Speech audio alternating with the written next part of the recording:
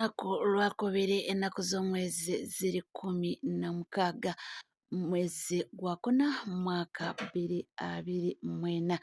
Mugamba mutya mwena abali ku NCK TV mwebali kubanga mugyekuumiddeko, mwebali kutambula naffe. Ye abange muli ludda wa mukola ki? Yonna gye muli, yonna gye musinzidde, tusiima nnyo era tusiimira ddala nti mwebale kubanga mutuwagala nnyo, mwebali kutwagala nnyo bwe mutyo era temujja ng'okwo. Ensonga nnyingi ezigenda mu maaso n'eno mu ggwanga Uganda, naye nga olunaku olwaleero katunuulireko ensonga za mwana muwala Grace Kan n'omukyala Susan Makula Bugingo. Ebbanga libadde lirudde nga buli omu agamba Grace Kan yakyuka, Grace Kan yatereera, Grace Kan alabika bulungi, Grace Kan kwegamba nga bingi oluvannyuma lw'omukyala Susan Makula bwe yali yamutwala abeere naye amulabirire. Grace Kan yali ali mu depression oba mujjukira bulungi, saga eyaliwo eya Grace Kan ne taata bebi we omukulu Prince Omar. Bintu bingi nnyo ebyagenda mu maaso. Omulenzi ab'ewaabwe taata ne maama tebamwagaliza muwala, era essaga nnyingi ezaaliwo ebiseera ebyo.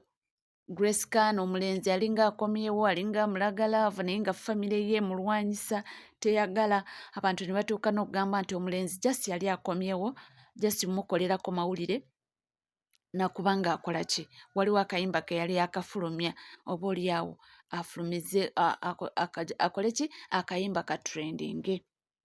Naye lwakuba Grace Kan ye yali mu laavu nnyo nga tabiraba, era baatuuka okwekola ebintu ebyali ebibi mu maaso ga kamera.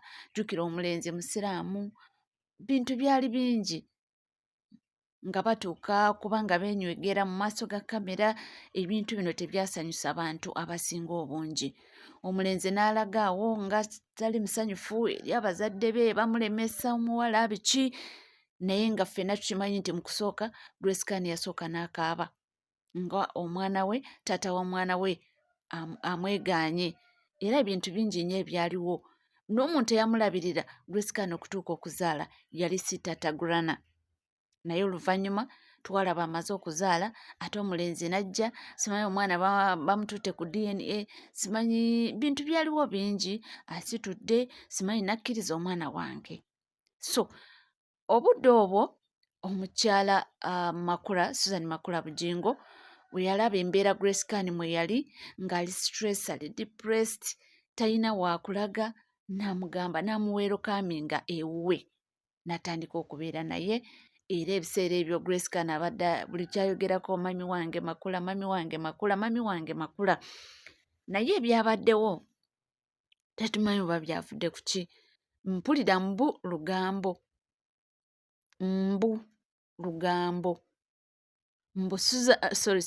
mbu Grace Kan alina ebigambo by'ayogera ku mukyala Musumba.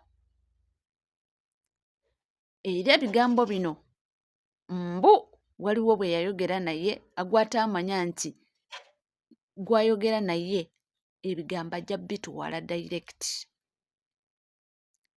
Era mukazi wattu mbu ebigambo bino bwe byagwa Susan Makula mu matu, n'agoba omukyala Grace Kan oba omuyimbi Grace Kan n'amukwata ku nkoona.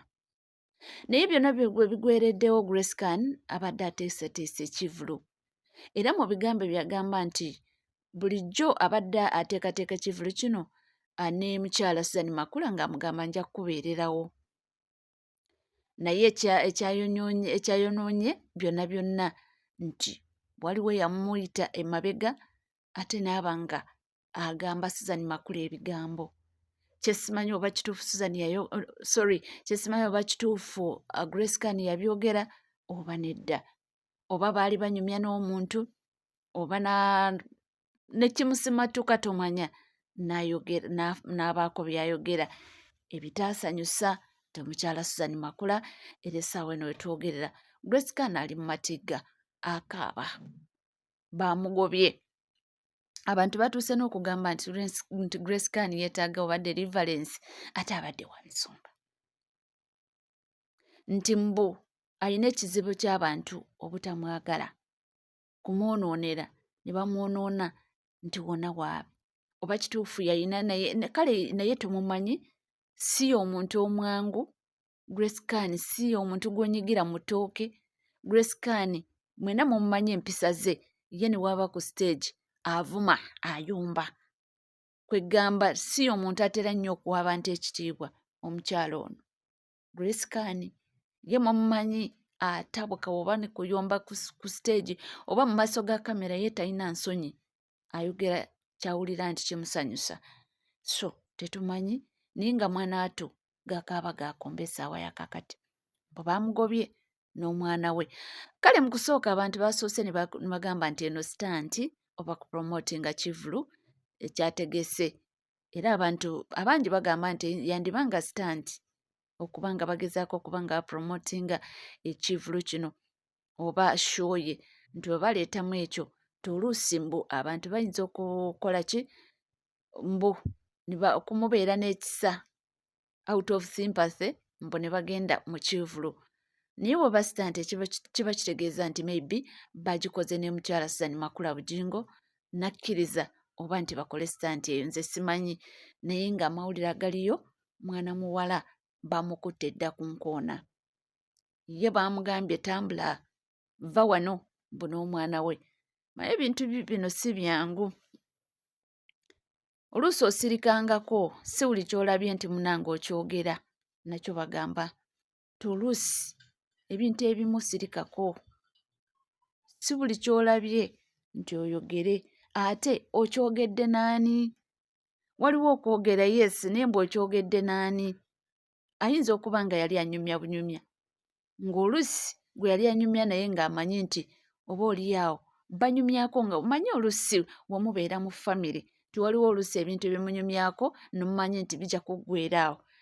Kumbe ye gwe yanyumya naye yali tamanyi nti ajja muyita mabega ate atwale eriki ebigambo. Ate oyinza otamanya nti ayinza okuba nno yayogera n'asukkawokko, bo be baanyumya.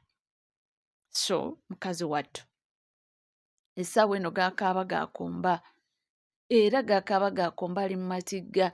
Namulabyeko awo lunaku lw'eggulo bambi mukazi wattu nga tabitegeera, gagamba nze Grace waabwe ani gwe nasobya, Grace waabwe nakola ki ensi, lwaki ensi tenjagala, lwaki bantambulirako, lwaki buli kyenkola kyekifa, lwaki kitegeera.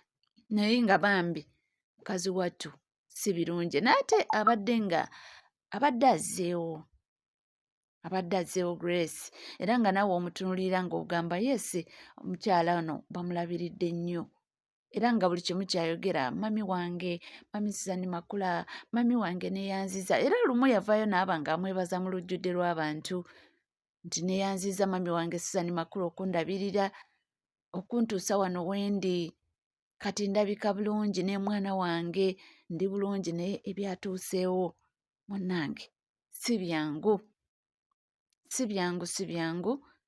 Ate bambi si buli omu nti aba akwagaliza.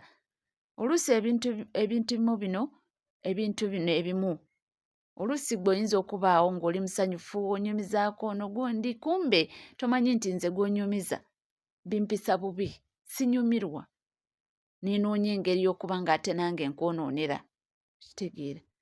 So tuli bazibu abantu b'ensi eno. Ayinza okuba nga yali anyumya bunyumya nga tamanyi nti byanyumya, gwe gy'okoma okwewaana ate gundi nga waliwo agamba nti kale yabirimu tugyalaba, ekigambo ekyo tugyalaba.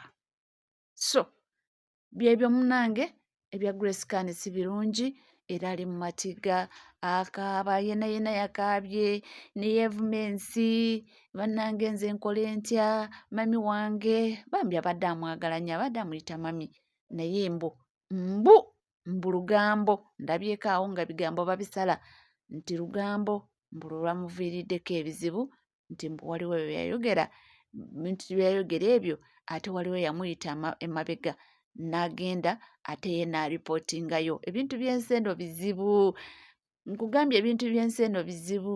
Mubaawo ne munyumya ate omulala ye amanyi nti nze wentuuka eri ne njogera kino oluusi nnyinza okufunirako nnyo okusinga ki. Abantu bangi abakola ebintu ebyo, bangi abatera nnyo bikola. Kyeva olaba obudde obusinga bagamba nti beera mwegendereza ani gw'oyogedde naye ekintu. Oluusi mwogera mwenna muli mwembi, naye oli ye n'atuuka era ate n'ayagala ate abeere omulungi, n'agamba omanyi gundi yabadde ayogera bw'ati naye ate nga mwabadde mwembi nga mwogera.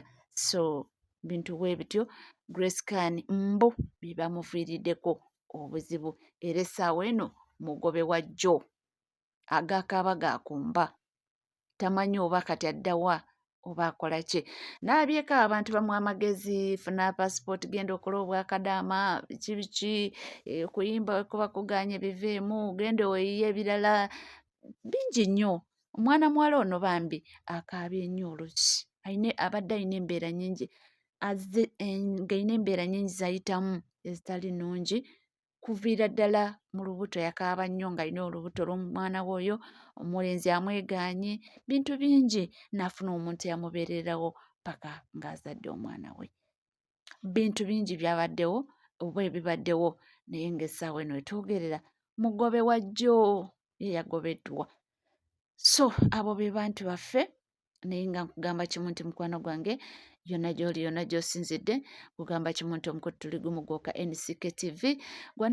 Atana subscribinga ke kaseera okuba nga osubscribinga, ringinga that notification bell, sharinga, likinga, ssaako n'okuba nga oleka komenti yo. Ebisigadde butereevu tujja kuba nga tubikutuusaako, era emboozi ya Susan Makula ne mwana muwala Grace Can tujja kweyongera okuba nga tugituusaako, era tutegeere tumanye bigwedde bitya, binaakomenkereza bitya, ye Makula ye agamba ki, byonna byonna bye tulinye obutereevu okuba nga tugakuwa. Sigala naffe tovaawo.